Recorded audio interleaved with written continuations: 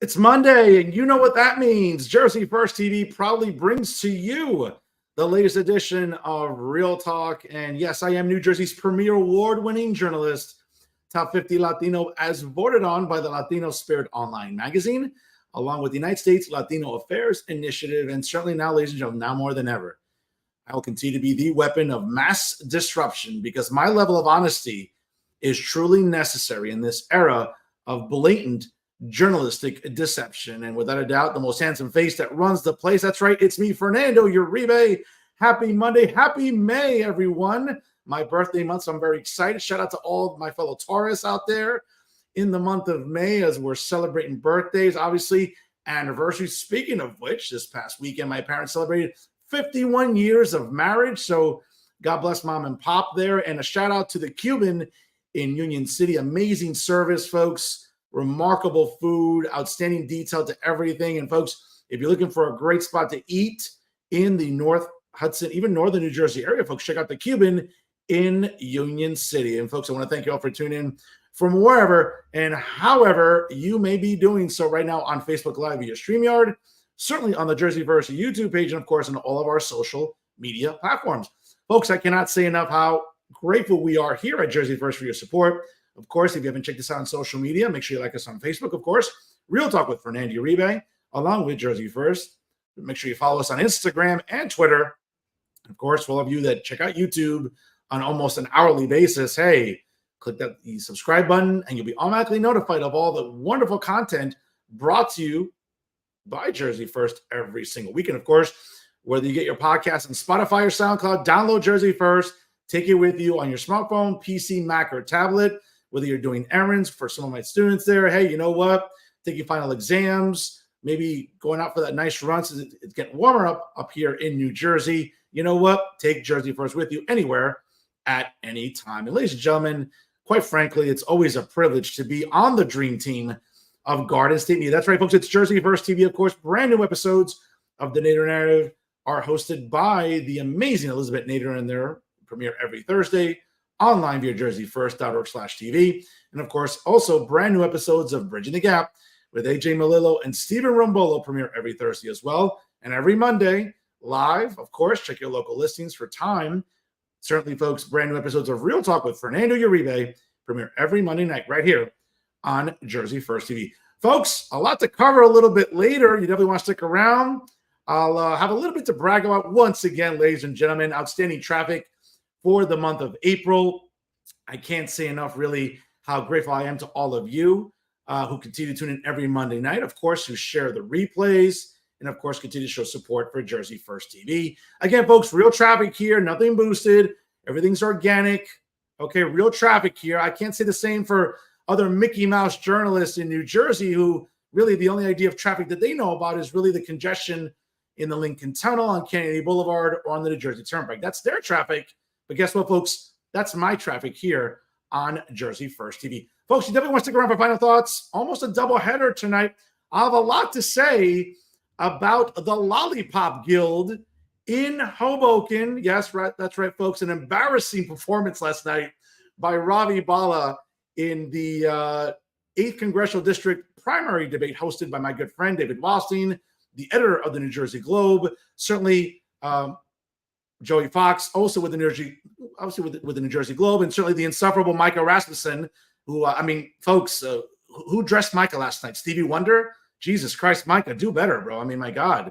You're a grown man. Color coordination's kind of something we should know already by now. But in any event, very, very interesting debate and a pretty embarrassing performance by Ravi Bala. I'll tell you why, folks, he's in trouble in the upcoming primary on June the 4th, and why the rest of the Lollipop Guild, Joe Quintero, Emily Jabor, and Phil Cohen are in trouble as well. And also, ladies and gentlemen, you definitely want to stick around because I'm going to have a lot to say about Uncle Dave. That's right, David Cruz, the chief political correspondent at NJ Spotlight News, again, part of the liberal establishment media here in New Jersey. It seems like Uncle Dave, and I get it, Dave, you're 87 years old and you're a little forgetful already, but I think we need a refresher course a little bit, Dave, about what good journalism is and why, you and your usual sanctimonious type of style. I think it's up to you to define what journalism is. I'm going to tell you what journalism is in a little while, folks. I got the receipts you definitely want to stay tuned for final thoughts.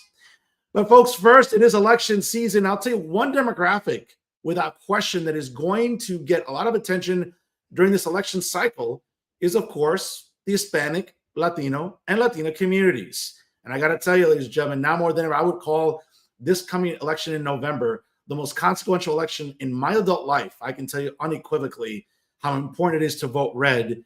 And someone who I have enormous amount of respect for, she is the president of Latinos United for Conservative Action, otherwise known as LUCA, folks, in the great state, the great freedom-loving state of Texas. Folks, she's the lovely Melinda and Rivera. Join us here on Real Talk. Melinda, how are you? Oh, I'm doing great. How about yourself? I'm great, Melinda. Thank you so much for joining us here on Real Talk. And folks, again, sharing is caring. Click that share button as we have a lot to talk about. Yes. Really about election 2024. Now, Melinda, again, just looking at the website. Again, folks, if you're not familiar, do check it out.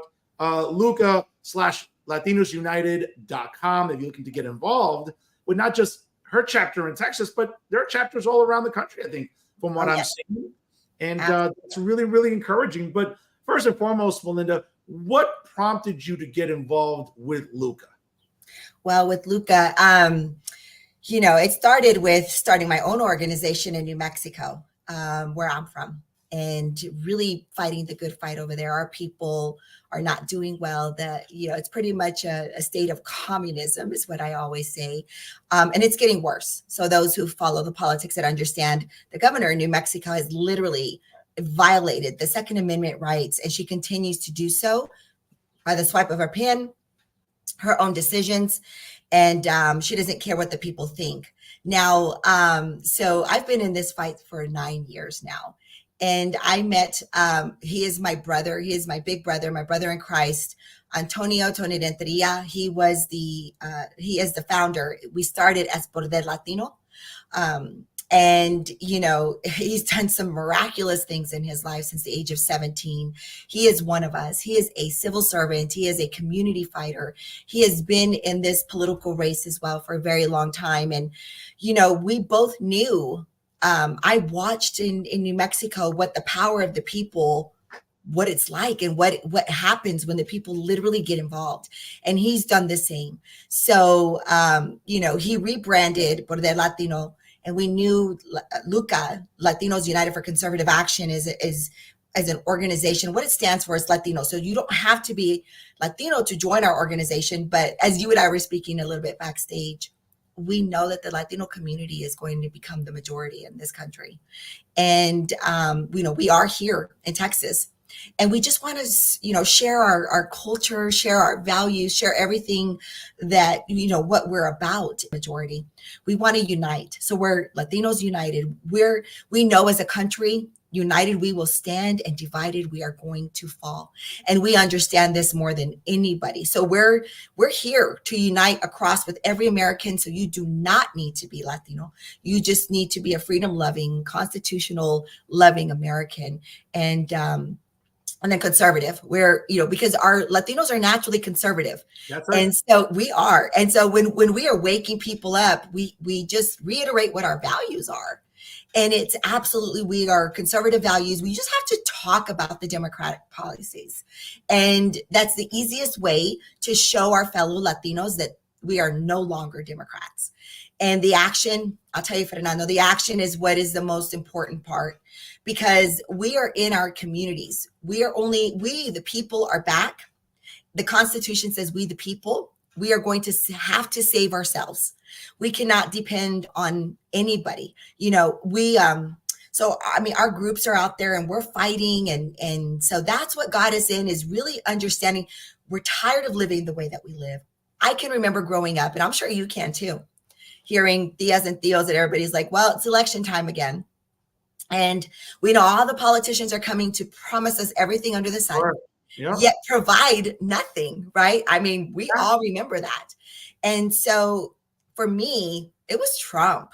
I was a Democrat. I registered as a Republican when Trump took office. When he ran, I quickly, because I said, there's a businessman, and the president is the CEO of the country.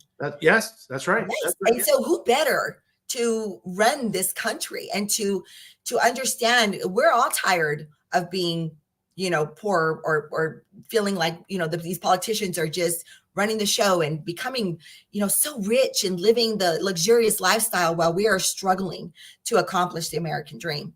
And so he resonated with that. But the Democrats, of course, they use the emotional stuff to keep some of our fellow Latinos kind of blinded from what the policies were. But that's when it started for me, and really listening to him and following and saying he gets it. And he pulled the curtain. So it's real simple. When Trump came in office, we all knew the corruption was there.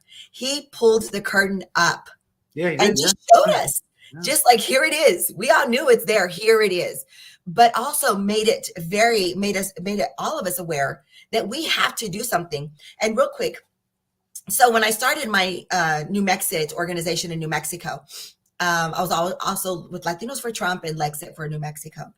And I was invited to be on 2 phone calls with President Trump while he was in office. Such an honor as a community leader. And here is one of the things that he said that has never left me. He said, look, guys, I cannot be here forever. I cannot do this forever. We know what we're up against. So you, as a community leader, lead your community. Work hard in your community. Save your community, because that's how we're going to make a difference. Continue to wake your people up. Continue to show up when you know that the government's becoming too tyrannical. When we can clearly see that our elected officials are not working for us, do something about it. So I will never forget, those words coming from President Trump, and he's absolutely right. So that is where that's who we are. LUCA, we are action people. We are in the fight. We are loud. We are proud. We are strong Christians. We know we got to put God first at the center of everything, because he's been taken out. And this is why we're watching as much chaos. So we, the people, are back, and it's about us only, so we're educating the community, because nobody knew what this work looked like. Well, what does it mean to be in control of your government? Right? I know I wasn't taught. I don't remember my parents showing up to school board sessions or, the commissioner sessions or anything. We didn't do anything. And this is how they became powerful. And now it's time to work and to take our government back. No, it's interesting because, you bring up activism, and I hear that word a lot in the model you just gave me. And I think within our community itself, and not just obviously what you're seeing in Texas, I see it here in New Jersey. I talk to people all across the country when it comes to the importance of getting involved, even again, not just in federal elections and statewide elections, but in local elections, school board races, running for municipal government. It's always mind-boggling to me. Again, folks, if you're just joining us right now, keep the comments coming. Again, folks, click that share button. Sharing is caring here. My guest tonight is the distinguished president of Latinos United for Conservative Action, otherwise known as LUCA, the wonderful Melinda and Rivera join us here on Real Talk. And it's interesting because here in New Jersey, though, Melinda, Hispanics and Latinos, obviously, like to your point about the census data tells us that within the next 10 years nationally, I know in Texas that's not the case. Obviously, Hispanics, Latinos, and Latinas are the majority in Texas. But nationally, within the next 10 years, census information tells us that Hispanics, Latinos, and Latinas will be the majority in the United States. And again, I say this all the time. The U.S. isn't getting whiter. It's not getting blacker. It's getting browner. It is. Being brown with people like you and I and our families. Again, multiculturalism, being bilingual. Everything that we are, I think that makes our culture incredible. Yes. Right? But yes. What's interesting during election season is Democrats, especially in New Jersey, have really taken Black and brown people's votes for granted. And the ROI has been atrocious. We're seeing, listen, here in New Jersey, the state legislature, again, it's predominantly very blue, it voted on another gas tax. Okay, mm-hmm. We have arguably the highest gas in the country. To say nothing of the fact that 4 years of Joe Biden have given us record inflation, have given us interest rates where buying a home, that is something that has become almost the symbol of Hispanic, Latino, Latina success in the last 30 years, being homeowners. Mm-hmm. That has become much more difficult. Mm-hmm. The price of petroleum. We're seeing our cities turning to absolute basura. Yes. Because of liberal district attorneys, liberal governors, liberal attorney generals. Here in New Jersey, our governor is clueless. Our attorney general is basically a lapdog for the emperor here, where it seems like criminality isn't so much, a focus, but you know what? challenging the Supreme Court on the Second Amendment, which Right. the Supreme Court was very, very clear about. Yes, let's make New Jersey as restrictive for law-abiding gun owners as possible. So a state like New Jersey almost seems like a lost cause, but that's not the case in Texas and other states where LUCA is operating right now, right? That's correct. And, and you're absolutely right about the Democratic states. Like, again, I can bring up New Mexico because that's where I'm from. When you have such a stronghold of Democrats in the legislation, and operating in every type of, office there is, like right now, our Secretary of State, because we have so many Democrat legislation, I mean, we hardly have any Republican. They're literally passing for elections to be mail-in ballots. And because legislation can vote on it, well, they're passing it and they're doing it without the people. So this is scary times. And we're going to, and I'm sure you can think back to Fernando, and I'm sure our viewers as well. I mean, there is I believe there's a Democrat playbook, because once one Democrat state does it, they all follow suit. And New Mexico has always been a state that is used. We have been used for social type, hey, let's try it over there and see if it works. So, but think about how scary that is, that the Secretary of State is now with a pin because of the legislation. It's been blue. We've been blue for 100 years. Yeah. They don't care anymore. They're just passing laws and just doing, and then they tell the public, well, you can come and speak about it, but these things have already passed. So voices are voiceless and they don't care anymore. So that's what we're going to start watching. And for Texas, I'll tell you what, it's very scary, Fernando, because all of our major cities are impacted by this Democrat plague. It's a cancer.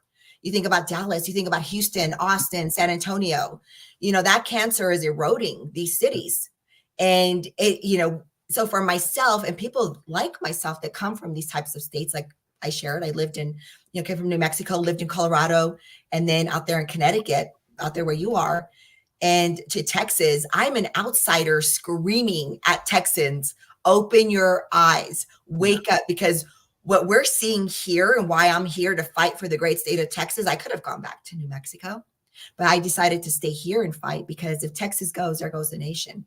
There is a battle here for this state. And the only last standing red big city is Fort Worth and Tarrant County. And right now our team, I mean, if I have a list of all of the fights that we've taken on, because they are clawing to take hold of that state. And we are standing strong. Why? Because we, the people, are coming together. We, the people, are starting to show up. We are waking people like myself from the outside that are coming in screaming and saying, you guys, it's at the doorstep. It is at your doorstep. I know everybody feels comfortable that red, Texas will never turn blue, but we are so on a verge of becoming a dark purple. It is terrifying. No, light purple. It really is. And it's scary. Again, coming up in November, the White House is on the line. Obviously, Yes. all 435 House seats are up for grabs, obviously, every 2 years. Mhm. But, control of the Senate is also up for grabs. I mean, it's a razor-thin majority. It's a one-seat majority. And, in Texas, for example, Rafael, I like to call him I like to refer to him by his birth name. I don't like Ted too much. I like Rafael. But, Rafael Cruz is in almost another tough battle. If you remember back in 2018, he had this clown, Robert O'Rourke, I think that was his name. Beto. But yeah, which was, it's like you're as white as the doors in my house. Okay, I mean, you're this Irish guy, going by this sort of virtue signaling, pandering Beto. Like, bro, there's nothing Hispanic about you. Like, bro, you're like Robert O'Rourke. You're Robert Francis O'Rourke. You're like a white boy from like some suburb in Texas. So listen, Rafael Cruz had to really fight hard in that election. Yeah. And it was close. It was scary close, Fernando. Yeah. That's what I'm saying. It was a very terrifying moment. It seems like this year, Senator Cruz is in for another fight again. So it's almost mind-boggling where we are seeing, listen to your point, the big cities, Dallas and Houston and San Antonio and wherever, El Paso, they seem to be turning very blue. I would argue that that's where It's important about grassroots mobilization, about conservatives, about Republicans. What are you hearing about polls right now in Texas for Senator Cruz? Well, I mean, right now things look great. Obviously, I think a lot of people are really worried about the transplants, right? Those that came from California in these past few years because of the Biden decline of this country. And even from your area, they're going to Florida. Some are coming here to Texas. And I mean, some of my neighbors, my ex-neighbors in the Dallas-Fort Worth area, they came from California. They moved because they were paying $3,000 for a 2-bedroom apartment, whereas here in Texas they were paying $1,500 for a 2-story 4-bedroom house. Exactly. It's and like she's like, we promise we are not liberals. We are not going to vote. And I think so. The good thing is, yes, there are a lot of those types of Americans moving into Texas, which is a good thing. But we just don't know. But but we still. I say, even for Senator Cruz, for anybody, we have to fight. We have to not back off because they don't. They are so they know how to play this game well. Well, it's interesting. I mean, you mentioned about the game, and listen, here in New Jersey, I've been interviewing Republican candidates for Congress, for the House of Representatives, and obviously other candidates as well. Let's say legislative elections coming up next year in New Jersey. And Melinda, again, it's not something I embrace. I like to go vote in person.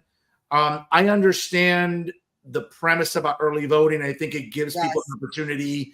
Again, why Congress can't just declare Election Day a federal holiday, which would eliminate a lot of absolutely, which is crazy to me. But having said that, I think Republicans, at least in New Jersey, I can't speak for Texas or other states where LUCA is mobilizing, but here in New Jersey, it seems like Republicans are coming around to the reality that vote by mail is not going anywhere. They have to embrace it. I think they have to push it as well, like Democrats do, push early voting. Now, again, listen, I'm all about voter ID. I'm all about voting on election if you can. But if you can't, again, early voting. But I am all about voter ID. It's mind-boggling to me where I've interviewed progressives, liberals, leftists here in New Jersey on this show that somehow find it racist for people of color to have to have an ID to vote. And I'll give you some numbers here that'll make you laugh, because I always bring up this example. Here in New Jersey, I can't speak for Texas or New Mexico. Here in New Jersey, your license to operate a motor vehicle and or an ID, some people don't drive, that's fine. Yeah. Now, a license to operate a motor vehicle costs you $24 every 4 years. Okay. An ID, if you're not operating a motor vehicle, costs you $18 per year. Every 4 years. Now, as I say it all the time, I don't care how poor you are. If you can't save $1 1 month for 24 consecutive months and put it under your bed, okay? And then every 4 years when your license is up for renewal, if you can't go under your mattress and pull out $24 to renew your ID, I hate to break it to people, you got bigger problems than crying racism about elections, Melinda. That's always the example I give.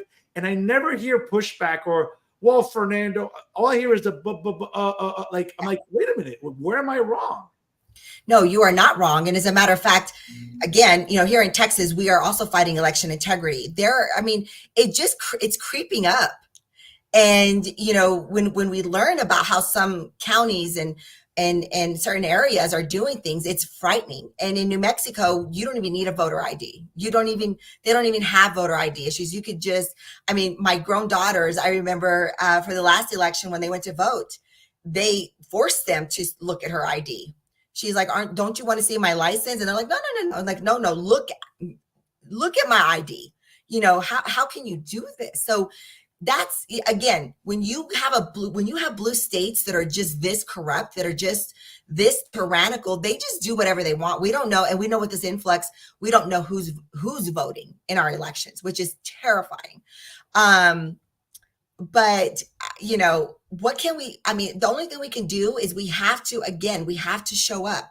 And people don't believe, there are still people in this country that do not believe that these illegal immigrants have the ability to vote.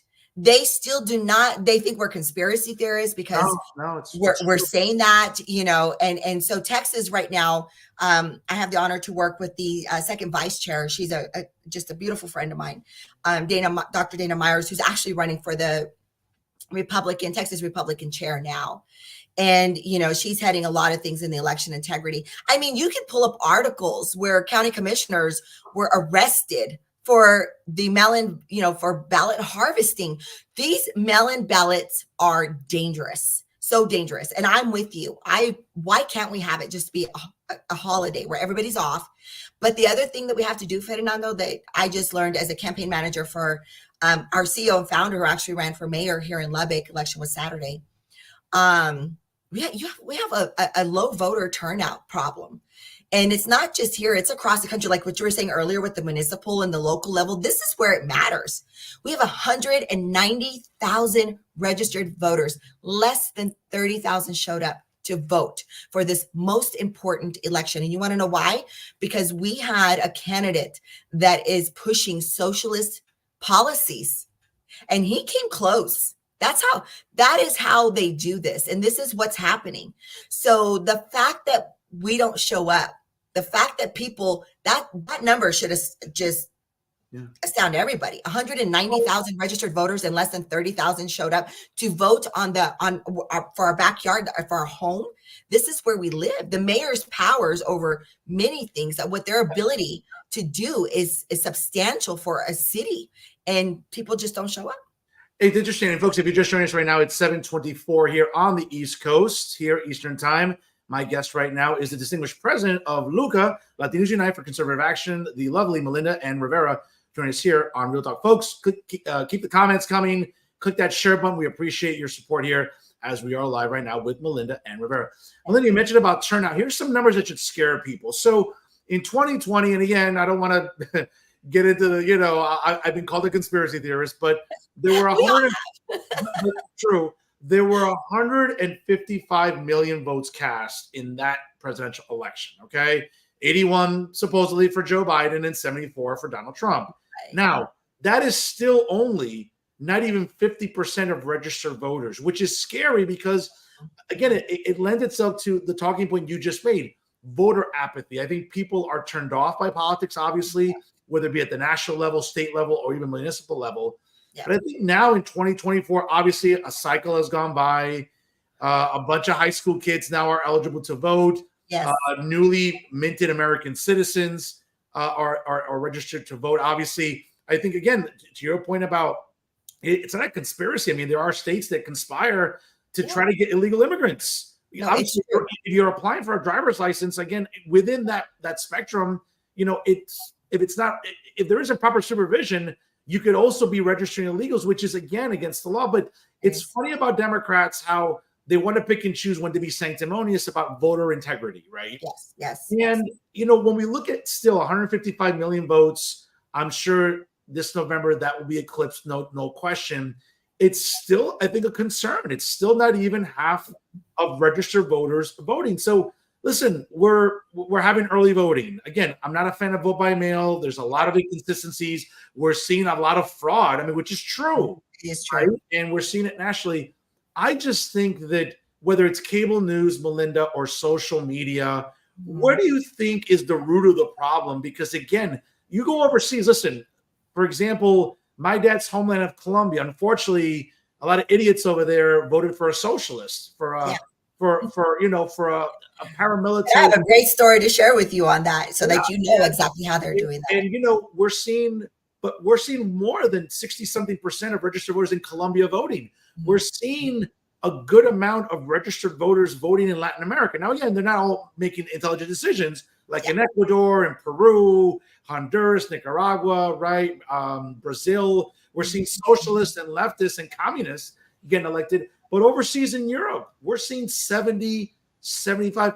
I read a stat in Germany when they vote for chancellor, we're seeing somewhere in the area of 74% of registered. Now, again, it's a smaller country, but the point is 74% of registered voters in Germany are voting in elections. So clearly people in Europe, people in Latin America are empowered to vote, but not here. What do you think is the root cause about voter apathy?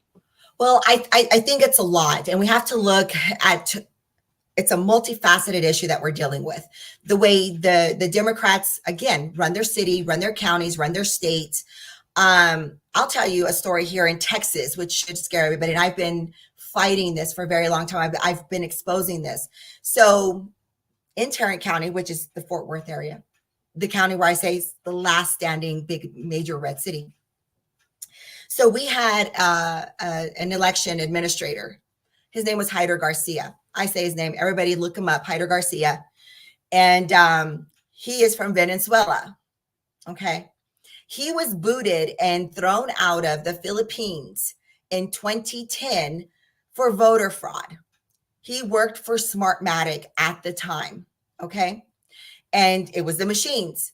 And I'm going to ask everybody to go look up Hyder Garcia, Tarrant County, Philippines, and go watch what happened.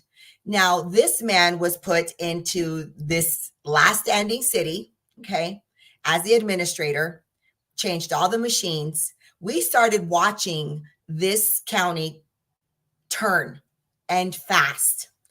And so, you know, with the voting machines, all of this has everything to do. So it's not just so much, I mean, obviously people not showing up, the voter apathy is a big issue. And this is one of the things that LUCA does, is that we go out into the community and register people. We go into churches to register people. We want to go to colleges to register people. We have to educate people. We have to register everybody, make sure everybody shows up. But what they do, there is absolutely voter fraud. So, you know, Hyder Garcia that got thrown out of the Philippines for voter fraud, if you go watch that video from 2010, and I have to find it again, I'm going to keep resharing it because I want people to understand. When those legislators in the Philippines, they were cussing him out, not just screaming at him. You know, they were cussing him out and telling him, you made us look like a fool. You promised us that this was going to be a safe way for our country to have, you know, our elections. Why after 10 o'clock were there changes? Why? Does that sound familiar? Does that sound like the Biden and Trump? I remember going to bed at night, the vote, you know, the numbers, right? We stopped counting, but the numbers miraculously changed after the polls closed. This was in 2010, you guys. This was in the Philippines, and they were cussing him out because their numbers, you know, in the wee hours of the night, things were changing with the voting numbers. So you put somebody like him, okay, into Texas and into an area, that's how things change. And we've had to fight that. I have been calling, and as a matter of fact, when I got to work with General Michael Flynn with the America First Project, and we headed the election integrity, and he was my main target. And I tried to meet with him. I mean, other election administrators were meeting with me. We just went over the process, the transparency to the citizens. He was the only one that would not meet with me. And he was also, I mean, called in and called out. He had to do an audit because of the discrepancies. So it does take time, but this is how they infiltrate. This is how they come in and take over cities and counties, and major cities. And thank goodness, as a matter of fact, we were talking about this not the other day. Thank goodness for the rural areas of Texas, because we are pretty much the ones that are the saving grace of this state, because these major cities are so blue. So. Listen, you're absolutely right on that. And folks, again, if you just joined us, it's 7:31 here on the East Coast, Eastern Time. My guest this evening is the distinguished president of LUCA, Latinos United for Conservative Action. Melinda and Rivera join us here on Real Talk. Melinda, that's a fascinating story about the realities that exist during this election season. And quite frankly, again, folks, keep the comments coming. We appreciate that. I see some of them. I'm happy to answer some of them. Some of you folks out there, Dallas, yep. Obviously, I see some people opining from Dallas, Texas. Let's go Cowboys. I'm a big Cowboy fan here in New Jersey. So good stuff. Again, folks, click that share button. It takes 2 seconds. Sharing is caring here on Jersey First TV. Melinda, one of the things that is interesting to me during this cycle, I think now more than ever for our community, is not, it's not pronouns. It's not woke, issues that, listen, very clearly, I don't care about transgender people. They're the least important thing on my agenda right now.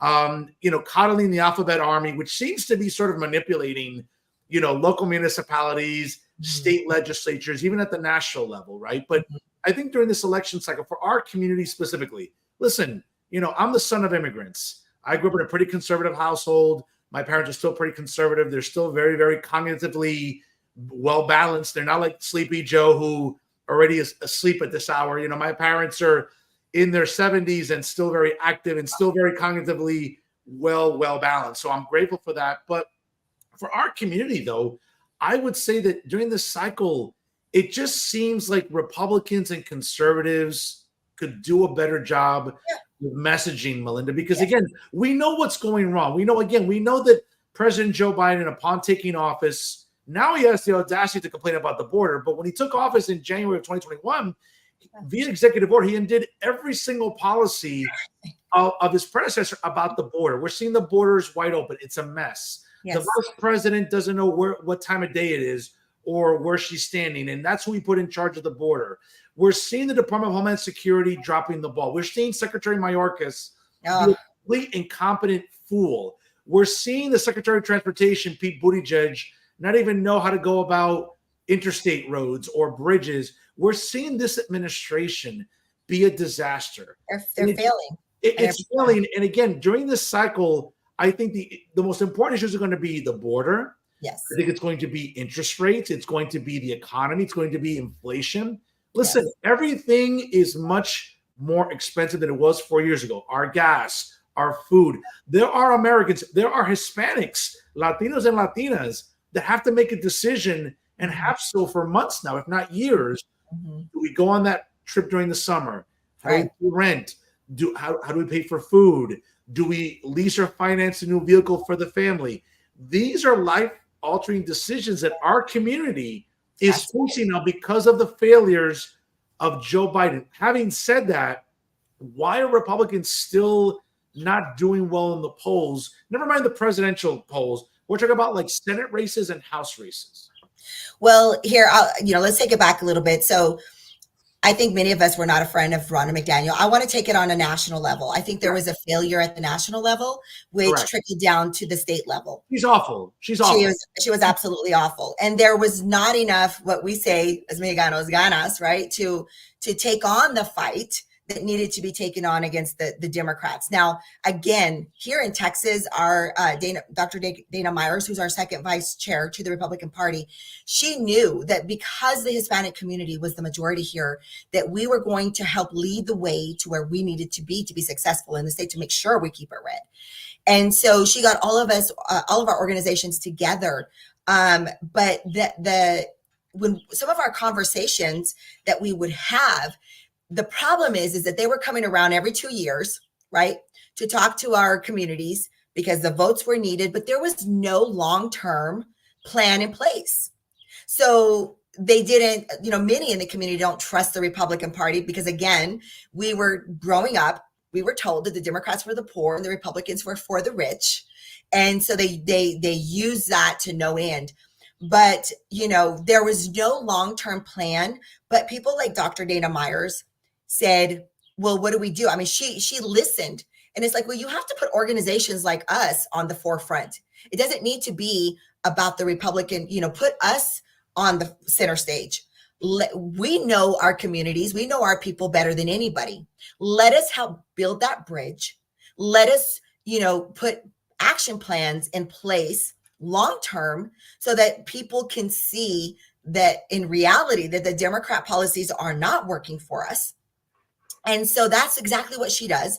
And now that we've changed leadership inside of the national RNC, I feel very, very good about this. LUCA has collaborated with the RNHA. If everybody knows who the RNHA is, they've been around since 1965. And so her chair, their chairwoman, national chairwoman, Elisa Slider, and I, we're now working closely together, but she is now going to lead a lot of those Hispanic coalitions under the RNHA national with the RNC. Yeah. That's what they needed to do. They needed to listen and allow us to, again, be that bridge. So I'm very excited for what's to come. We've got great things planned. because this just happened here, for LUCA and the coalition with the RNHA and other great organizations that, we're here to do the work. We're here to show this is how you get in a community and you share and you educate and you teach that community the value of policies and who's going to actually uphold the policies. So I think, Fernando, it was just we needed to have that turn, that tide needed to change. And we really needed to, this year, it's great. We'll see, how it goes now that Laura Trump is in that chair instead of Ronna McDaniel. And I'm sure there are many out there that can agree with me. But I'm really excited to see what all that brings in, all of us working together in our community, what that's going to actually do. Melinda, where are you seeing the most success for LUCA chapters? I know obviously in Texas, we're seeing California, in New Mexico, but and folks, if you haven't checked it out, again, go to LUCA-LatinosUnited.com for more information to get involved with LUCA. Again, Latinos United for Conservative Action. Are you seeing some promise at maybe moving east or into the southeast? I mean, what can you share with our audience tonight about how far LUCA is reaching across the United States? So we are from Texas West. We are in Oregon. We are in Washington. We are in Arizona. We are in Nevada, New Mexico, Texas, and our California team. And I see some of you guys here. Love you guys. They are blowing up, you guys. There are new members throughout the week joining. I mean, they're out there again. They go door to door. And we're getting so strong. We now have a northern team.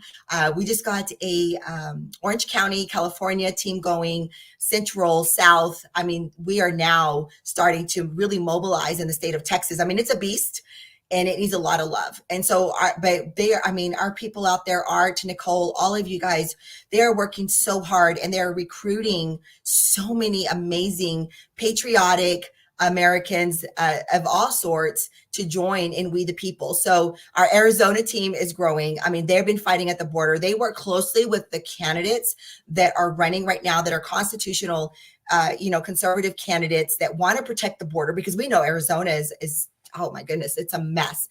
So, and Nevada as well. So, but now I am building teams because of the coalition we have with the RNHA. We're focusing on Pennsylvania, Arkansas, and Georgia. So I've got connections out there. So if any of you are in those areas, join us, because again, we have success stories of when the people mobilize, the power of the people, the power behind the people when we actually showed up. And the problem is that we just were not showing up. And a lot of people, and here's what I get sometimes, and I also want to share this, Fernando, real quick. When sometimes, because we're doing endorsements, some people say, why is there a lot of gringos that you endorse? Well, here's the problem, and I'll be very straightforward. Sure.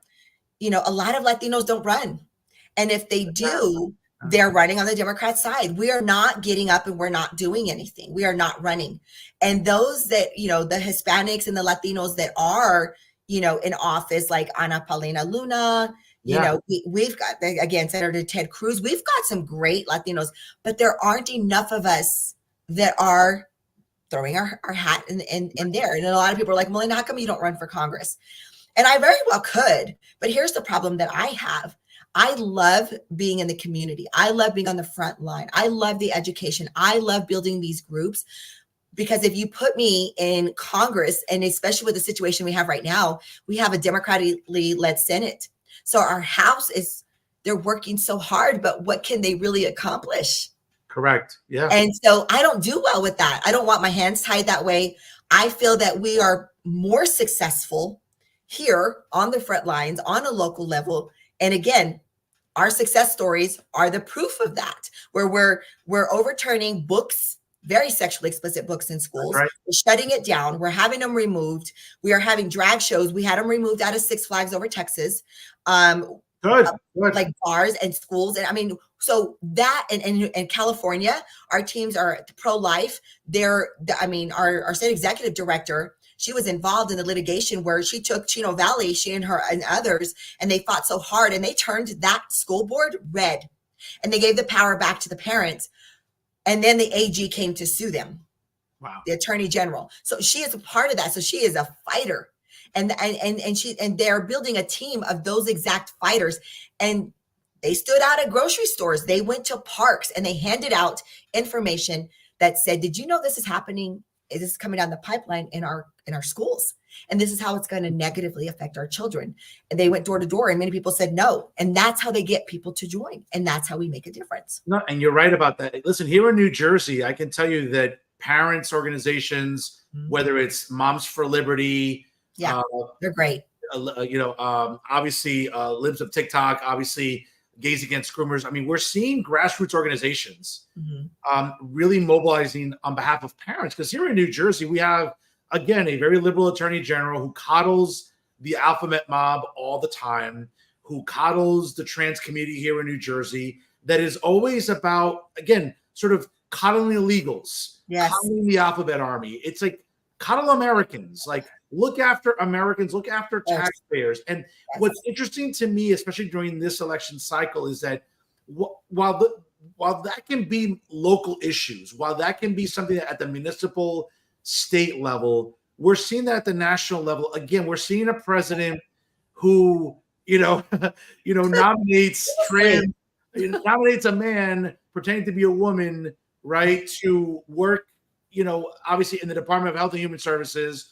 And we're seeing like this just ridiculous acquiescing to woke principles, to the social justice clowns. Again, we're seeing, look what's happened. Listen, I'm the only journalist in New Jersey that's been talking about what's happened on college campuses, across the river in New York. I mean, that disaster at Columbia University, at the Bernard School, at the New School, at NYU. I'm the only journalist in New Jersey talk about this, because if I wait for the Mickey Mouse journalists in the liberal establishment media, it's not going to happen. I'll be waiting for the Texans to win a Super Bowl. Like that's, you know what I'm saying? Like that's how long I'll be waiting. But I think at a national level, you bring up a great point about getting parents involved, issues about parental rights, issues about, hey, let's stop sexualizing content for our kids. And it just seems like the president of the United States is more than happy during Pride Month. I mean, if you saw that disaster and embarrassment on the White House lawn during Pride Month. I mean, my God. It was that one transgender exposed her breast. Yes. That happened on our White House lawn. It's sickening. It's disgusting. It's sickening. And it just seems to me like this administration is more than happy to cater to the woke mobs. We've seen it on our college campuses. We're seeing it with the alphabet army. Again, listen, I have my concerns about the 45th president. I voted for him twice. I'll vote for him again. We have no choice. We cannot afford another 4 hours, 4 minutes, 4 seconds of Joe Biden. Was Biden. Able to really manifest and multitask and turn this country around in those 4 years where we can economically feel the difference. Correct. So he knew what he was doing, and he knew we needed. He's been talking politics. He's been around politicians his whole life, his whole career. So it's not like he didn't. He's like, I gave him money. I'm an elite. I'm one of them. I went to their dinners. I went to their parties. I gave them money. I know what they're doing. And somebody had to step in, but nobody had I'll say it again, the ganas to do anything to stop them. So that's why I'm here. Okay. I may not be the most politically correct, right?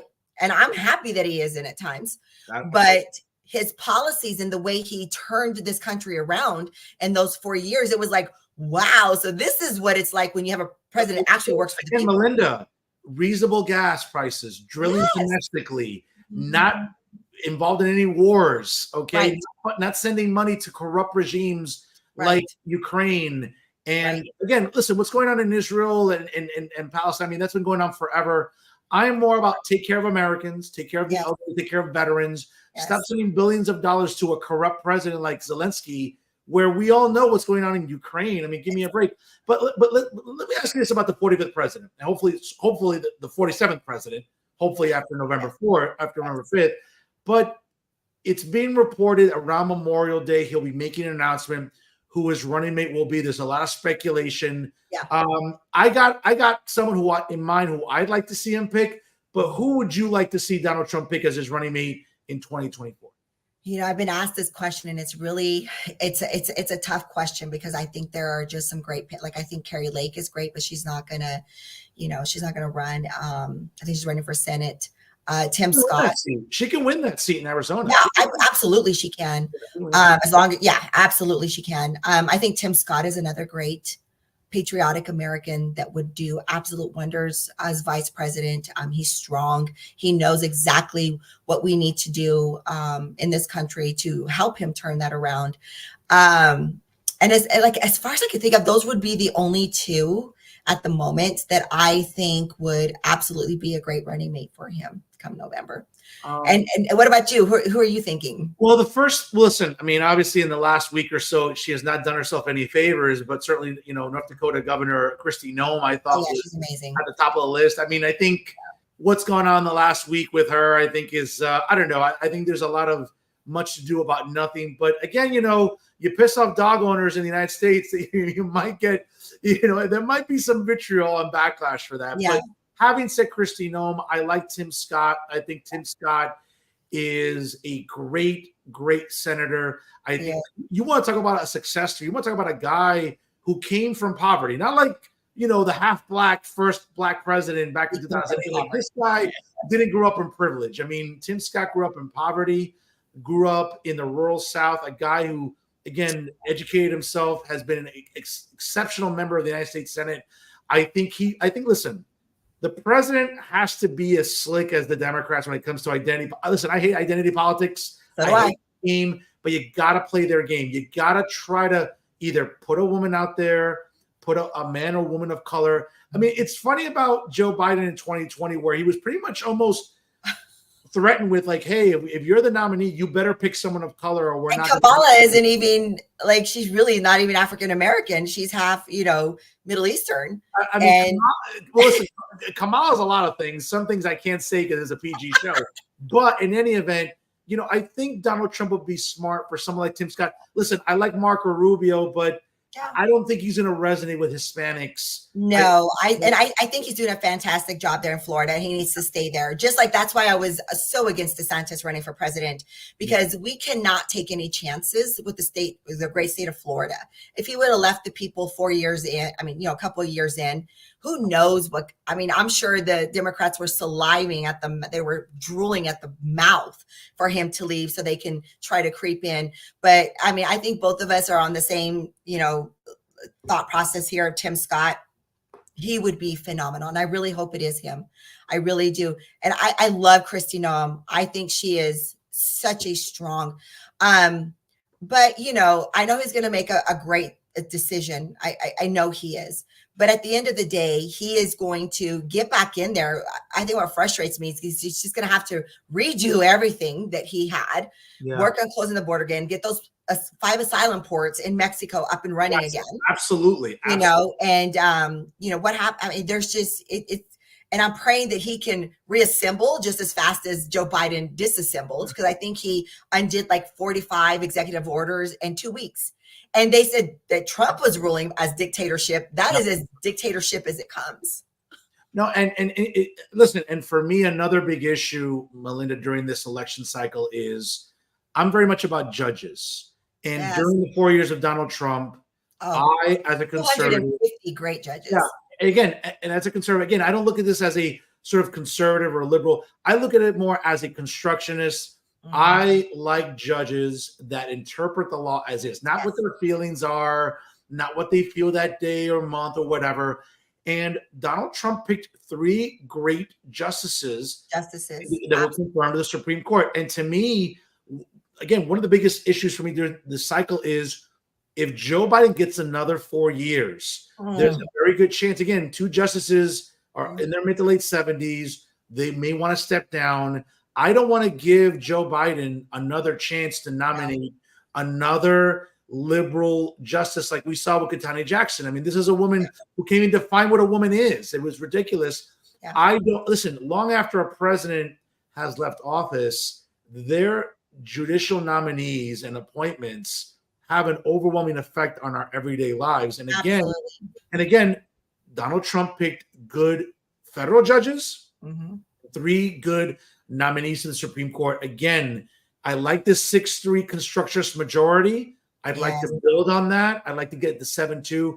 That's why, again, and I know, listen, I know some conservatives. Listen, my mom is a conservative, but is not the biggest fan of the president. I'm like, listen, the alternative is Joe Biden.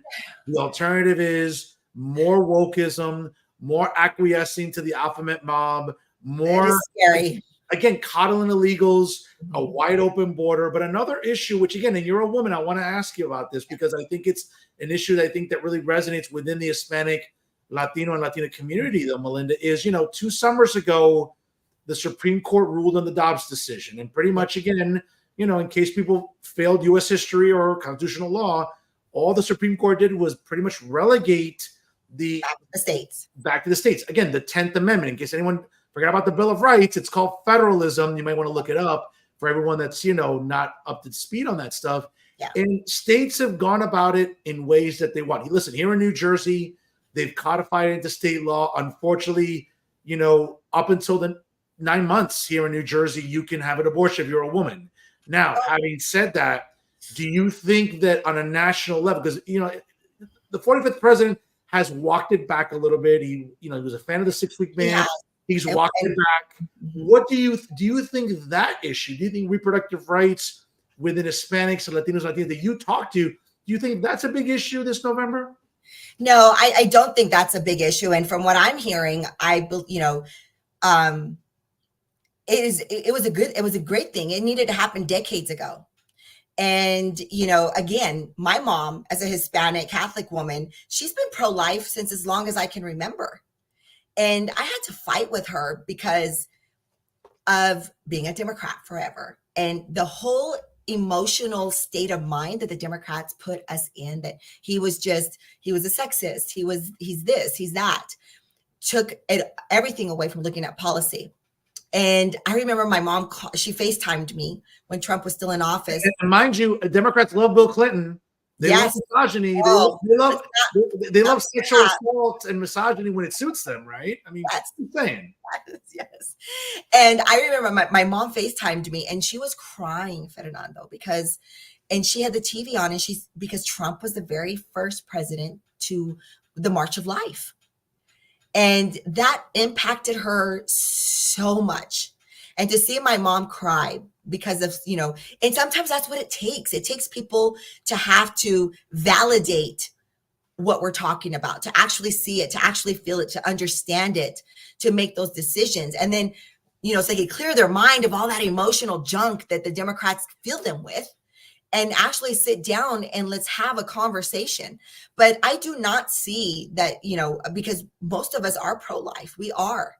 And so within the Hispanic Latino community, I think we were all in a praise whenever that was overturned. And like you said, I know he's walked it back and that's going to be a huge discussion, but it does need to be up to the states. The power is within each state. Every state has its own sovereignty power.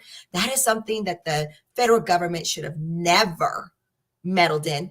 And if you think about the consensus and the votes in the Supreme Court, it was unanimous, even with the liberal justices. They voted. I mean, for many things that you wouldn't think that they would, but I am so thankful. And I do believe that many of us in the Hispanic community were very thankful as well, because we can use that now.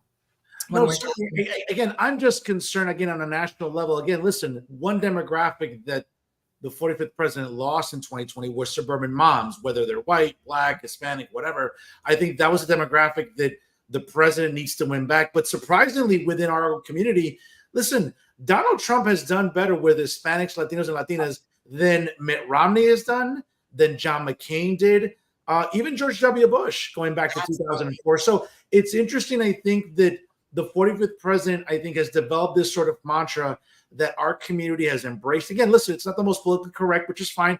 I'm not politically correct. I don't have a filter. I'm Cuban, for God's sakes. I don't either. I'm the feisty Latina from Mexicana. I don't have a filter, but I think what's important during this election cycle, though, Melinda, and before I let you go, again, folks, it's 7:59 here on the East Coast, Eastern Time. My guest right now live is the distinguished president of Latinos United for Conservative Action, the great Melinda and Rivera, join us here on Real Talk. Folks, again, click that share button. Sharing is caring. Again, we still got much more to do here on the show, so you don't want to go anywhere. Again, click that share button right now here on Jersey First. Melinda, before I let you go, I do want to ask you again, as we're looking at the sort of spread of LUCA, I know you mentioned about chapters and moving, sort of maybe moving east, maybe southeast, northeast. I know you mentioned the Republican National Hispanic Assembly. I know here in New Jersey, again, not throwing shade on anybody, but it's kind of non-existent here. I can't say that maybe New York is almost the same thing. I can't say the same in the South or Midwest, so that's a good thing. Yeah. But what I would argue is, I think for me, is sort of the premise of how can LUCA hopefully influence elections, you think, really not just this cycle, but next year, obviously in 2025, there will be legislative elections, I'm sure, maybe county elections. Yes. I think a gubernatorial election just passed, right, with Governor Greg Abbott. So I think he won re-election. Yeah. So he's not up for re-elect anytime soon. Right. But what do you see really about LUCA that it's not focusing on now? What are some goals you'd like to see accomplished in the foreseeable future? Well, when it comes to, for voting, it's getting people registered to vote. It's educating on the importance of voting, because yes, we've met many that do not vote, and you have to really spend the time in educating them and talking to them about, where are you right now? Are you happy where you're at? We also vet and we endorse candidates. We get behind the candidates, right? We have to get those in office in order to see these legislative changes. We have to get the right people in there. So we have to help in that department as well. Listen, our CEO and founder ran for mayor because duty called. So that shows that we had to get involved. He ran for mayor to keep a socialist candidate from getting in. And we were very successful. So we have to be able to know when it's time for us to get involved. And, again, the education process, the registration process, we have to get into communities. We have to show up everywhere and talk to everybody about, where are we right now? What is it that you're struggling? What are the kitchen table issues that is affecting Latinos? We're all naturally entrepreneurs. We love to run our business. We love to work. But, if you're living in a country where that's almost impossible, the American dream is almost impossible because we're giving more to the illegals. I joke around. I was like, yeah, as a Mexicano, I'm from New Mexico. I'm right there from the border. Maybe I should just go back and go into Mexico, come back, and come through the border, come right through my home state, and get all the benefits. It's not funny, but people are talking about it. No, that's literally happening. Listen, you're absolutely right. I almost feel like renouncing my citizenship, going back to Mexico and coming back, and then I can go to college, get another degree.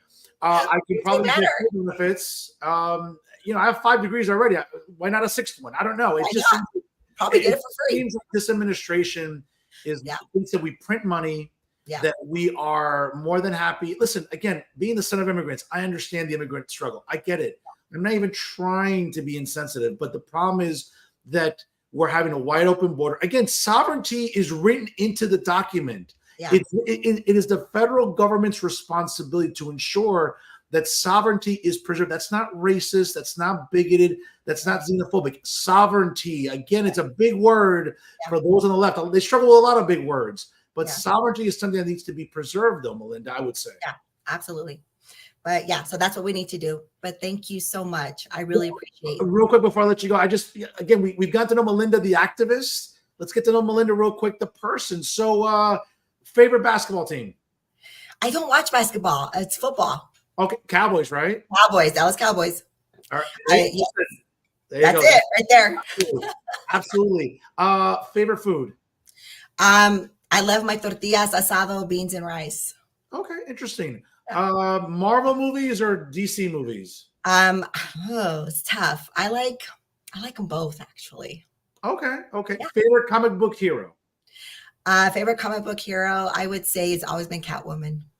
Okay, interesting. Very nice. A villain. All right. Yeah. Completely. I got completely swerved on that one. The last one here. Favorite American president? Donald J. Trump. Okay, not a surprise there. Melinda, real quick, any handles, websites, again, important information for anyone that's looking to get involved with LUCA or maybe start a LUCA chapter here in the Northeast. Absolutely. If you know what, just because I mentioned those states, if you are in any state and you're ready to start a LUCA chapter, you can email me at, it's Melinda at LUCA/LatinosUnited.com. You can text 806-860-5685. 5550. We are on every platform. LUCA, Latinos United for Conservative Action. Message us there, and we'll get you going. So, and he's already mentioned our website. So just get a hold of us. We're ready. We've got a lot of work to do, and November is just around the corner. Okay, Melinda, are you a mom? I'm a mom of 3 grown daughters and a grandmother of 5 beautiful grandbabies. Wow. So you know what? Just in advance, happy Mother's Day. Feliz Día de la Madre para ti, para tu mamá también, for your entire family, for all the good-looking and hardworking people in LUCA. God bless you all. Happy Mother's Day. And once again, folks, she is a distinguished president of Latinos United for Conservative Action, LUCA. Join us here tonight on Real Talk. Melinda and Rivera, folks, a great, great guest. Melinda, God bless you. God bless once you. again, happy Mother's Day. And thank you for supporting Real Talk with Jersey First TV. Thank you. God bless. Bye. God bless. Take care.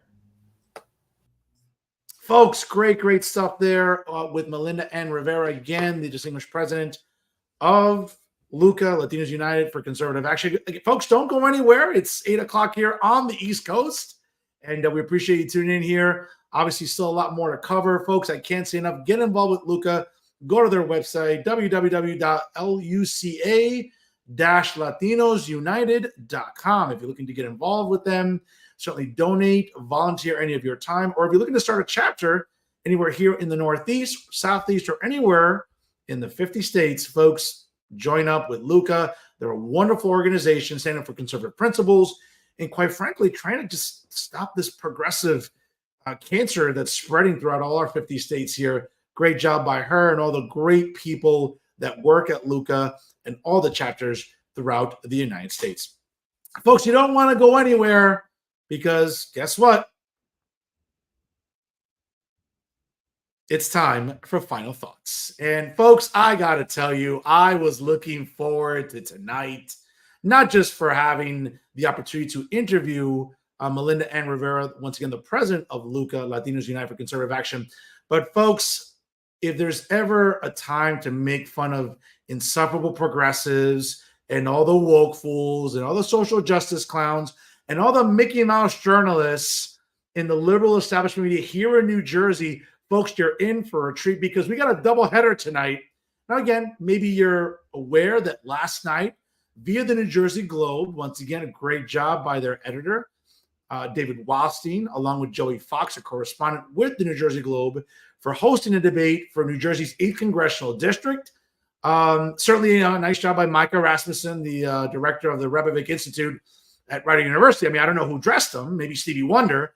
But in any event, 3 guys who had some good questions throughout the evening for the incumbent Rob Menendez in the 8th Congressional District and his challenger, his progressive challenger, the mayor of Hoboken, Ravi Bala. And folks, I have to tell you, folks, I got to tell you, the Lollipop Guild was in full effect last night. Ravi, folks, if anyone had to come out swinging to try to score a knockout, it was Ravi Bala. And folks, he failed miserably. And what's even better is the Lollipop Guild here. You know, Joe Quintero, Emily Jabor, Phil Cohen. Okay, these insufferable woke fools in Hoboken, right? Have the audacity. I get it that they're loyal to Ravi. They're going to be loyal to him. They're gonna go down with the ship, as they say, in Hoboken. But folks, you know, these are the same clowns supporting Ravi.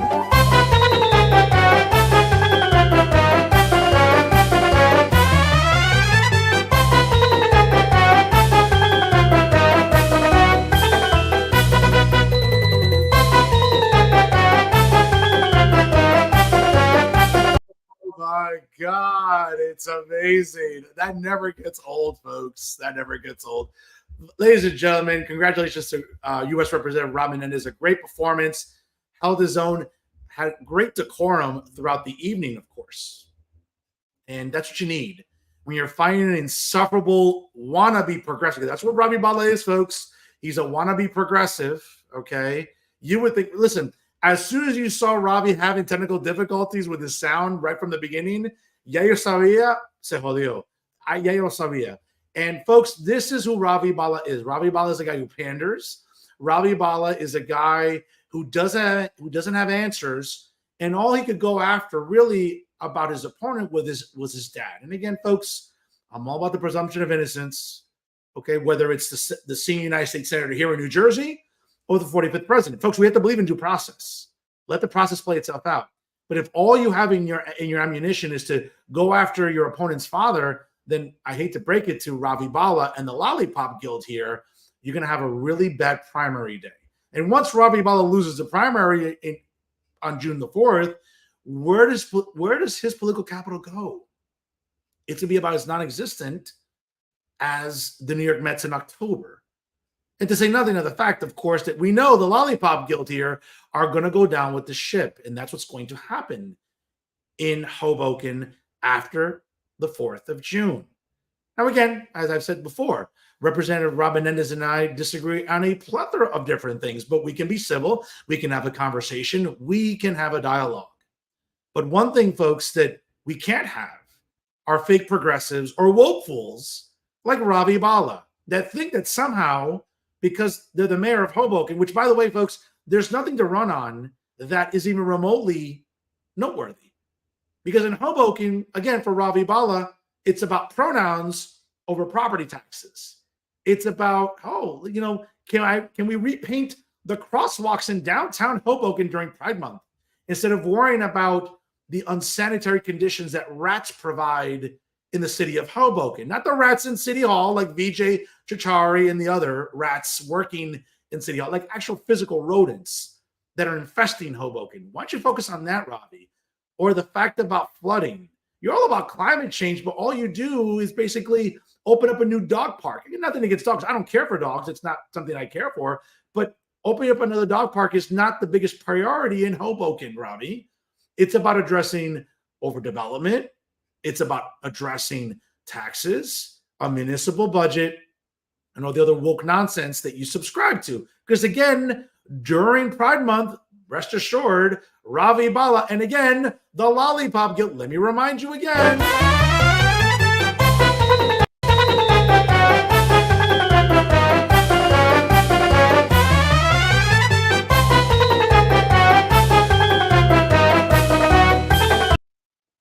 Because again, that's the nonsense that the Lollipop Guild will focus on in Hoboken. Because again, that's what they care about. They don't care about regular people. They don't care about regular Hoboken residents. No, they care about appeasing the woke crowd, right? All the bougie, right, liberals and progressives and all the woke fools that somehow, are all happy about coddling the alphabet army and illegals and all that stuff, all that nonsense that the woke left likes to embrace. Folks, that's the same nonsense that Ravi Bala embraces. Now, again, don't know what's going to happen on June the 4th, but I can tell you, based on last night's performance, folks, Ravi Bala needed to score a knockout. Folks, Rob Menendez landed punches all debate long. So for all of you boxing fans, if you like that little reference, when you're hitting, you're swinging, and you're connecting with your punches, that's what Rob Menendez did. You would think the challenger, Ravi Bala, had to come out swinging and connected. He didn't connect on anything. He came off as very condescending, very minimal to certain women in Hoboken, and that's not going to resonate very well with the woke crowd and progressives in the 8th Congressional District. We're going to find out what happens coming up on June the 4th. But folks, if last night's any indication, Rob Menendez is going to cruise on primary day coming up on the 4th of June. So once again, congratulations to Rob Menendez. And again, congratulations to the Lollipop Guild, because let's be honest, folks, what else do they have to celebrate for in the coming weeks once Ravi gets his clock cleaned on primary day and subsequently loses any political capital going into the mayoral race in the Mosque Square City? Again, the home of Frank Sinatra, coming up in 2025. Folks, also, again, speaking of clowns, let's talk about David Cruz. And Uncle Dave, again, part of the liberal establishment media here in New Jersey, continues to embarrass himself with nonsense on his social media. But what I found interesting, a few people brought this to my attention, right? And this is Uncle Dave being his usual insufferable self. And here's a tweet again. It's a little small there. So you can't really read it, but it's there. So if you want to screenshot it as you're watching the show. But this is what's interesting as he's referencing Tom Johnson, the co-founder of NJ Spotlight News. Again, another news site in the liberal establishment media that has gone down the tubes, right? Now, whether it's Tom Johnson's fault or not, I can't say, but it's not really helping, right? But what's interesting, obviously, is apparently Tom Johnson will no longer, I guess, be publishing any stories in NJ Spotlight News, right? And of course, Uncle Dave, in his usual condescending, sort of sarcastic, insufferable self, writes the following: "Who would want to be a journalist today? Question mark. I mean, a real journalist, not some self-anointed pontificator with a cell phone camera and a one-note song to sing. The pay ain't great. Too many people don't want to be challenged, and attention spans are at an all-time low. A great run, Tom." Well, let me give you a little reminder about Uncle Dave here. I think it is rich of Uncle Dave to talk about who's a real journalist or who fits into that category, or to blame, again, let me just look at the notes here. Again, attention spans are at all-time low. No, David, this is the thing. For you, it is. Because, again, a clock is right twice a day, too. And I'll give you credit where it's merited. Occasionally, you're going to publish some good articles and some good stories. Now, thankfully, we have the lead-in by that really nice-looking MILF, Brianna Vanozzi, at NJ Spotlight News. And believe me, I think that's one of the best hires NJ Spotlight News has ever had. Again, it makes watching NJ Spotlight News at night even much more enjoyable, seeing that MILF on my screen. But again, let me not digress. Okay? But when Uncle Dave wants to talk about attention span or all-time low, well, of course they are, Dave. When you're producing garbage content, and more importantly, when you're bringing on garbage people onto your programs. Oh, you're probably wondering, what garbage people, Fernando? Oh, well, guess what? I have the receipts. And here they are.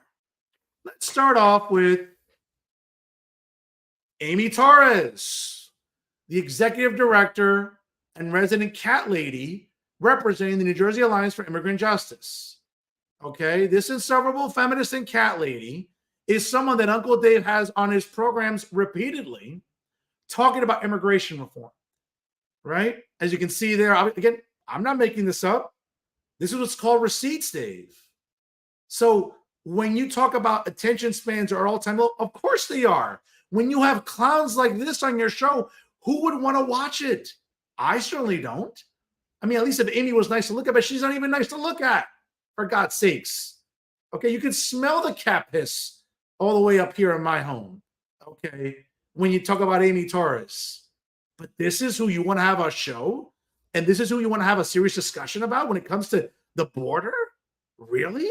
Amy Torres? No sabe nada. Please. This woman, all this woman knows is, oh, how much is my next mocha cappuccino macchiato going to cost at the local Starbucks in downtown Jersey City? This woman isn't remotely interested in solutions. Are you serious? An organization that coddles illegals like the New Jersey Alliance for Immigrant Justice, this is who you have on a show to talk about, oh, the border and immigration reform? Dave, you need to have serious, if you're going to have serious conversations, have serious people. Amy Torres isn't one of them. So again, when you talk about, oh, attention spans are all-time low, of course they are when you're putting clowns like this on our screens. Of course. Speaking of clowns, right?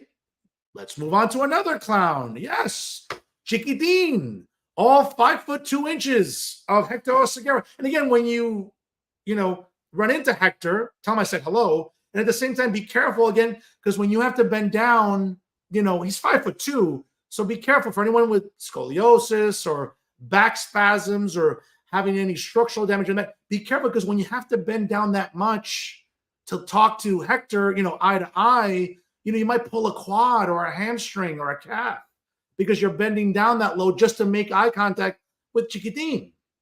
But again, when we're talking about serious conversations, Dave, you bring on this clown on your show. Now, again, this is in reference, if you all remember, folks, to the ICE protests back in 2018, when insufferable clowns like this guy, okay, este come mermelada, which again, there's another word for it, was harassing then Hudson County Executive Tom DeGise at his home. Because you and the rest of the Lollipop Guild within the Progressive Democrats of Hudson County, the Progressive Democrats of New Jersey, and the Democratic Socialists, again, todo basura, izquierdista, comunista, social, basura, eso pura basura, let's be honest. Okay? But these are the people, Dave, that you're going to have on your show to have a serious conversation about. So again, of course, I'm going to laugh and say, David Cruz isn't serious. He's not interested in having a serious conversation. Because, Dave, if you were, you wouldn't have clowns like Hector Seguin. Okay?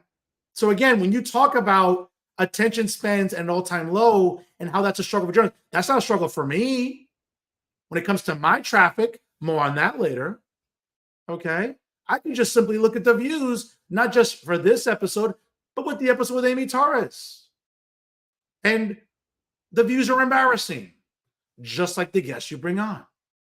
Speaking of embarrassing, let's move on to other embarrassing guests. So, of course, when we talk about, yes, oh, there you go, there's Chiquitin. Next time you see him again, be careful when you bend down, because again, 5'2", you might pull a quad or a calf. Cuidado, te puede joder la columna, having to bend down that much to look at Chiquitin, of course. But speaking of embarrassments, let's talk about when you attempt to discuss issues affecting the Hispanic community or being Latino in New Jersey. Again, notwithstanding Jose Arango, good friend of mine, good, decent man. I don't got a bad word to say about Jose. But when we're talking about serious issues, who do you bring on about Latino issues? You bring on another Boricua like yourself who can't speak Spanish, Maria Rodriguez-Gregg, that hyper-hysteric, and then you bring out Patricia Campos Medina, who speaks more broken English than half the illegals on Bergen Line Avenue.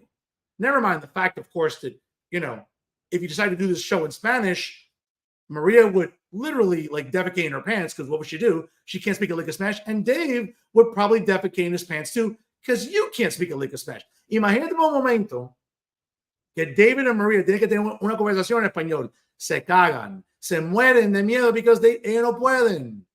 But these are the people that you want to have on to talk about serious issues about the Latino community.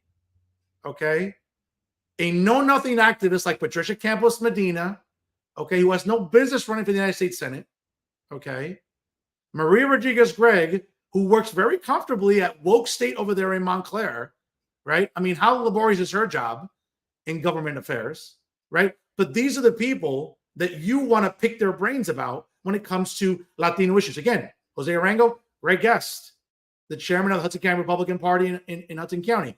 Sometimes a fruitless enterprise, obviously, and not very, very rewarding, but a guy who's still committed to the job. But when you want to talk about serious issues, have serious people, David. Having Maria and Patricia, that's not a good example of having serious people on. But again, you want to wonder why attention spans are so low when you have payasas like Maria and Patricia, of course. Now, Maria's nice to look at. No joke. Obviously, she was my co-host for a year on Talking Jersey. So believe me, she's nice to look at. I'm not going to lie. But the problem is that when it comes to having serious discussions about what's going on in the Hispanic, Latino, and Latina community, right? What's Maria going to talk about? What? Her sorry-ass Eagles? Her sorry-ass 76ers? Or any other sorry-ass Philadelphia sports team that she follows?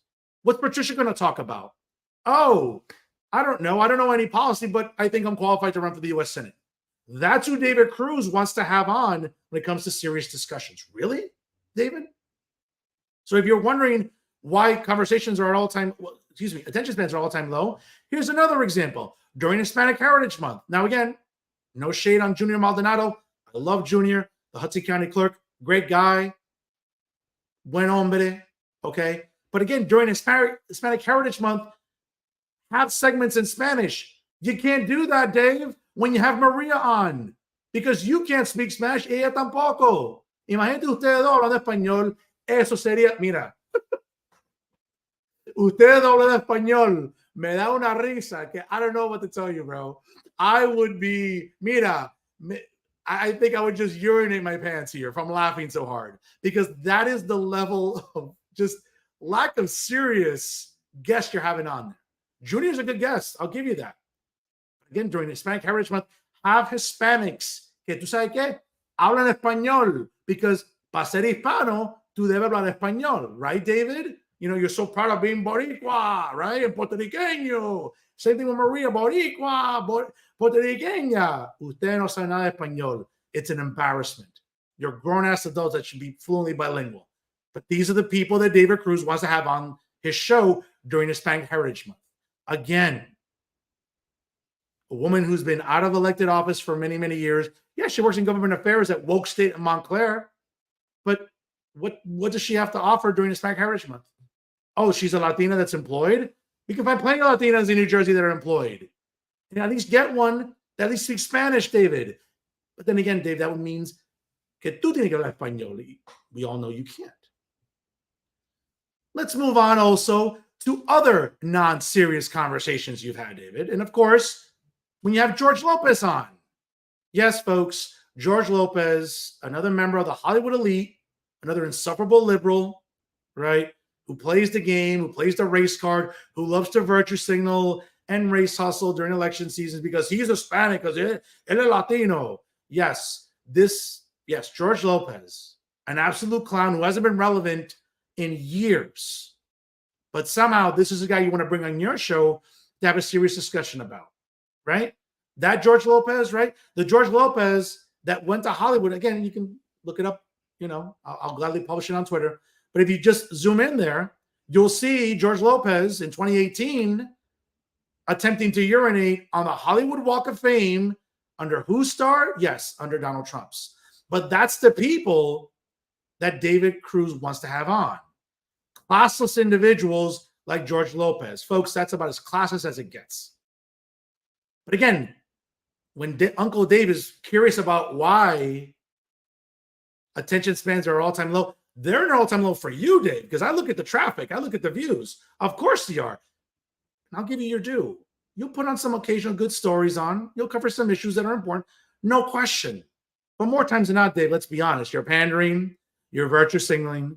You're never holding Democrats, progressives, liberals, and all the woke fools, all the social justice clowns, the climate hysterics, or the alpha man Bob accountable for anything.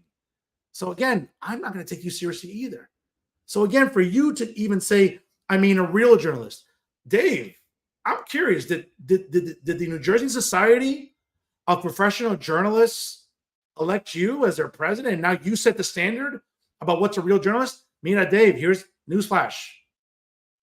I get my credentials from the New Jersey Society of Professional Journalists. So if they feel I'm a journalist, mira, yo me limpio el fondillo, what you think is a real journalist. I think a lot of other people in New Jersey también se deben limpiar el fondillo with David Cruz's opinions about what a real journalist is too. Again, folks, what do you expect when he invites classless people like George Lopez on the show? That tells you everything you need to know about David Cruz. Oh, I mean, well, listen, he's Puerto Rican. In many instances, he's not going to have any class to begin with. And that's a fact here in New Jersey. We all know that about David Cruz. And you know what, folks, when it comes to what's a real journalist, well, you're looking at him. And when you're talking about real traffic, you're looking at him. When you're talking about someone who's sanctimonious and kind of sits on his high horse, I'll give David his due. You came up the hard way. You came up in the business. But somewhere along the way, David, you lost your way. You lost your way in looking at the bigger issues. Now you're more interested in coddling the left and being part of the garbage establishment media here in New Jersey, which we all know, folks, the liberal media in New Jersey, whether it's here in the Garden State or nationally, do us a disservice every single day. And if anyone exemplifies the symbol of doing us a disservice every single day, it's clowns like David Cruz. Mira, David, tú debes tener mejor juicio. Tú debes tener un poquito mejor idea de lo que tú estás hablando. And I get it, David. You're 586, right? Years old. I get it. Cognitively, ya tú estás ahí. But for the rest of us, they kind of know what's going on. Dave, again, we'll talk about attention spans are all-time low. Do better. And when you do better, maybe you'll realize people will actually want to pay attention to you instead of driving attention away from you. And that's my final thoughts. Folks, speaking of traffic, which is something that David Cruz knows nothing about, Real Talk, once again, folks, for the month of April, celebrates incredible traffic. And I owe it all to you, my loyal viewing audience. Again, to everybody out there tuning in throughout the entire 50 states, I can't say thank you enough, especially here in New Jersey. Great comments tonight. Good people out there in the great state of Texas, out there in New Mexico, out there in California watching tonight, and all across the 50 states, all the way down in Florida. Again, without you, my loyal viewing audience, without you, this show would not be possible. And again, the traffic is there. Nothing, it's all organic, folks. Nothing's boosted. Okay, there's no paid ads. Okay, unlike those Mickey Mouse journalists in New Jersey, the only traffic they know is really the cars going back and forth on Route 1 and 9, the New Jersey Turnpike, maybe Route 95 as you're going up the interstate. That's the traffic the Mickey Mouse journalists know. But on this show, ladies and gentlemen, it's real traffic here on Real Talk with Fernando Uribe. Thank you to everyone who continues to watch me live every Monday, share the replays, and of course, follow me on social media. And again, without all of you folks, again, I'm not the most humble guy in the world, but I'm deeply humbled by your support. And I continue being that conservative voice for you here in New Jersey, and hopefully being that conservative voice for a lot of other people throughout the country who will continue to tune in every single week, every Monday night right here on Real Talk with Fernando Uribe. I love you all, and I can't thank you enough for helping to continue make Real Talk via Jersey First TV the success that it is since it started with Jersey First TV in February of 2022. Can't thank you all enough for the support you give me every single week here. Folks, once again, I do want to thank my amazing guests here tonight, the distinguished president of LUCA, Latinos United for Conservative Action, Melinda and Rivera, for an amazing program tonight, a great conversation. And certainly, folks, thank you so much for always supporting us on social media. Make sure you like us on Facebook, Real Talk with Fernando Uribe, as well as Jersey First TV. Also, make sure you follow us on YouTube. Brand new content premieres every single week. And of course, whether you get your podcast on Spotify or SoundCloud, download Jersey First and take it with you every single day, whether you're doing errands, whether you're taking final exams, whether you are going for a nice run. And listen, here in New Jersey, it's getting a little bit warmer finally in the month of May. But I can't say enough really about how supportive everyone is here of the show. And again, for everybody, how supportive you are on social media. So thank you for that. I can't thank you enough, folks, here every single week on Jersey First TV. Folks, always remember how grateful we are to all of you for supporting the dream team of Garden State Media. That's right, folks. It's Jersey First TV. Again, brand new episodes of The Nader Narrative premiere every Thursday, hosted by the amazing Elizabeth Nader. And of course, brand new episodes of Bridging the Gap with AJ Malillo and Simon Willow premiere every Thursday. And of course, brand new episodes of Real Talk are live every Monday. Check your local listings for times. Again, every Monday night here via Jersey First TV. Folks, always remember, it's unbiased, unfiltered, and unafraid. It's always Real Talk right here with Jersey First TV. I am New Jersey's premier award-winning journalist, top 50 Latino for 3 consecutive years via the Latino Spirit Online magazine, along with the United States Latino Affairs Initiative. And now more than ever, ladies and gentlemen, I'll continue to be the weapon of mass disruption in Garden State Media, because my level of honesty is truly necessary in this era of journalistic deception. And without a doubt, folks, your favorite conservative and the most handsome face that runs the place. It's me, Fernando Uribe. Happy Mother's Day to all the moms out there. Happy Mother's Day to my mom, to my aunt, to my bestie, to my BFF, to all the moms out there, especially all you great moms that tune in every single week here on Real Talk via Jersey First TV. I can't thank you enough for tuning in. And last but not least, folks, you can see it right behind me. Folks, it's May. It's the NBA playoff. Let's go Knicks. Knicks. Knicks. That's right, folks. Go New York. Go New York. Go. Having just eliminated the trash in Philadelphia, the 76ers. Moving on to the Indiana Pacers, folks. Let's get that done here. Let's get that chip for the city of New York, folks. There's nothing better than the summer in New York when the Knicks are relevant, because New York City basketball, trust me, folks, is definitely worth watching. And again, we have not had a lot to celebrate here in the New York area, but I'll say it again. Let's go Knicks! And we'll see you next week here, folks, on Real Talk via Jersey First TV. Once again, happy Mother's Day to everybody. I'm Fernando Uribe. Thank you so much for watching. Again, thanks for stopping by. And always remember, stay classy, everyone.